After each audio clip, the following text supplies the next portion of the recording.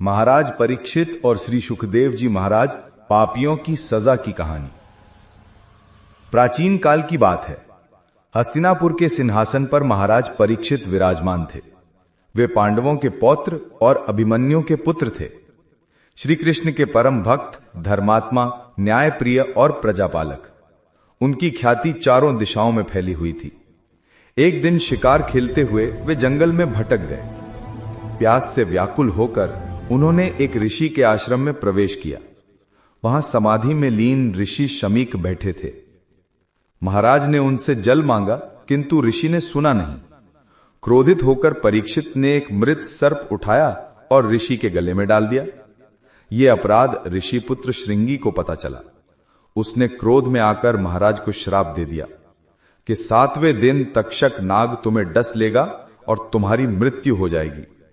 श्राप सुनकर महाराज परीक्षित को अपने कर्म का पश्चाताप हुआ। उन्होंने तुरंत सिंहासन त्याग दिया और गंगा तट पर जाकर बैठ गए।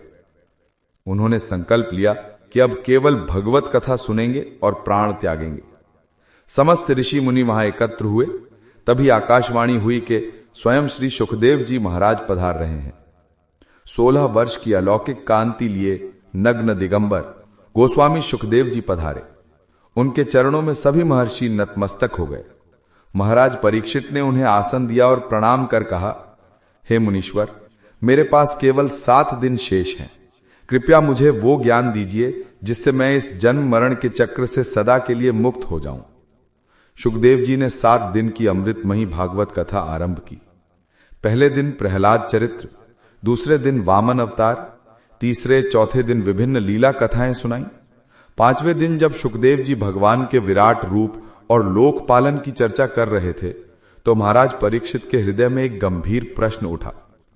उन्होंने हाथ जोड़कर विनम्र स्वर में पूछा, हे गोस्वामी जी, जो मनुष्य जीवन भर पाप करते हैं, स्त्री हिंसा, ब्राह्मण द्रोह, चोरी, झूठ, विश्वासघात, मदिरापान, जुआ, पर स्त्री गमन जैसे घोर पाप करते हैं, उन्हें मृत्यु के बाद क्या दंड मिलता है?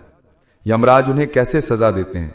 कृपया विस्तार से बतलाइए, क्योंकि मैं देखना चाहता हूं कि पाप का फल कितना भयानक होता है, ताकि जीव कभी पाप न करे। सुखदेव जी मुस्कुराए और बोले, हे राजन, सुनो। मृत्यु के बाद पापी जीव यमराज के लोक में जाता है। वहां उसे पहले क्रूर यमदूत घसीट कर ले जाते हैं। रास्ते में भयंकर कुत्ते काटते हैं, गीद कौवे आंखें नोचते हैं। फिर यमराज के सामने पहुंचकर वो अपने कर्मों का हिसाब देता है। चित्रगुप्त जी सारा लेखा जोखा पढ़कर सुनाते हैं। फिर यमराज दंड घोषित करते हैं। फिर सुखदेव जी ने एक एक करके नरकों का वर्णन शुरू किया। सबसे पहला नरक है तामिस्र। जो दूसरों की संपत्ति छीनता है, उसकी आंखों पर पट्टी बांधकर अंधेरे में फेंक दिया जाता है। वहां वो बार बार गिरता है, चीखता है, किंतु कोई नहीं सुनता। अंध तामिस्र में पर स्त्री गमन करने वाला जाता है। वहां उसे उल्टा लटकाकर उसकी आंखों में गर्म तेल डाला जाता है। वो अंधा होकर भी चीखता रहता है। रौरव नरक में ब्राह्मणों की संपत्ति हड़पने वाला जाता है। वहां रूरू नाम के भयानक जंतु उसे खाते हैं। वो जंतु उसके शरीर को फाड़ कर खाते हैं और वो फिर से शरीर बन जाता है। लाखों वर्ष तक यही यातना। महारौरव में जो गुरुद्रोही, माता पिता का अपमान करने वाला जाता है, वहां लोहे के गर्म कांटों वाले जंतु उसे चीरते हैं। तप्त सूर्मी में जो सोने चांदी की चोरी करता है, उसे तांबे की गर्म जमीन पर लिटाकर भूनते हैं। सूर्य की किरणें भी वहां लाखों गुना गर्म होती हैं। सुकुरमल में जो जीव हिंसा करता है, उसे लोहे की कीलों से छेदा जाता है।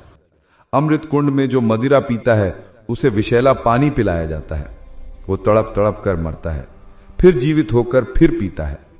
कृमि भोजी में जो अशुद्ध भोजन करता है या ब्राह्मण को अपमानित करता है, उसे कीड़े भरे गड्ढे में डाला जाता है। कीड़े उसका मांस खाते हैं और वो चीखता रहता है। सांदंश नरक में जो झूठ बोलता है, उसे लोहे के गर्म संदासी से मांस नोचा जाता है। तप्त सूर्मी में व्यभिचारी को लोहे की गर्म मूर्तियों से गले लगवाया जाता है। वज्र कंटक में जो पशु पक्षियों को सताता है, उसे लोहे के कांटों वाली शालमली वृक्ष से बांधा जाता है। वैतरणी नरक सबसे भयानक है। जो गौ ब्राह्मण की सेवा नहीं करता, उसे रक्तपूर की नदी में फेंक दिया जाता है। वहां जलोके और मगर उसे काटते हैं। वो चीखता है, हा कृष्ण, हा राम, किंतु कोई नहीं बचाता। सुखदेव जी ने 24 नरकों का वर्णन किया।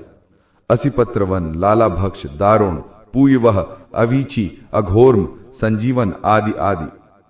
हर नरक में अलग अलग पाप के अनुसार अलग अलग सजा। महाराज परीक्षित सिहर उठे, उनकी आंखों में आंसू आ गए। उन्होंने कहा कि हे मुनिवर, यह सब सुनकर तो मेरे रोंगटे खड़े हो गए। अब मैं समझ गया कि पाप कितना भयानक है। सुखदेव जी बोले, हे राजन, यह सब सुनकर भी यदि कोई पाप करे तो वह स्वयं अपने पैरों पर कुल्हाड़ी मारता है, किंतु जो भगवान का भजन करता है, हरिनाम जपता है, वो इन नरकों से मुक्त हो जाता है। भगवान की कृपा से उसे वैकुंठ प्राप्ति होती है। महाराज परीक्षित ने फिर पूछा, तो फिर कलयुग में पापी जीव कैसे बचे? सुखदेव जी ने मुस्कुराकर कहा, कलयुग में केवल एक ही उपाय है, हरिनाम सुमिरन। भगवान का असली नाम का सुमिरन जो मानव करेगा उसे काल भी नहीं खाएगा। यह महामंत्र जपने से सारे पाप नष्ट हो जाते हैं। 7वें दिन कथा पूरी हुई। महाराज परीक्षित ने समाधि लगाई। तक्षक नाग आया, किंतु उसने देखा कि राजा का शरीर तो है ही नहीं, वो तो भगवान के चरणों में लीन हो चुके थे। तक्षक ने केवल शरीर को डसा, आत्मा पहले ही श्री कृष्ण के धाम पहुंच गई थी। इस प्रकार महाराज परीक्षित का उद्धार हुआ और उन्होंने संसार को संदेश दिया, पाप से डरो, भगवान का नाम लो, नरक से बच जाओगे।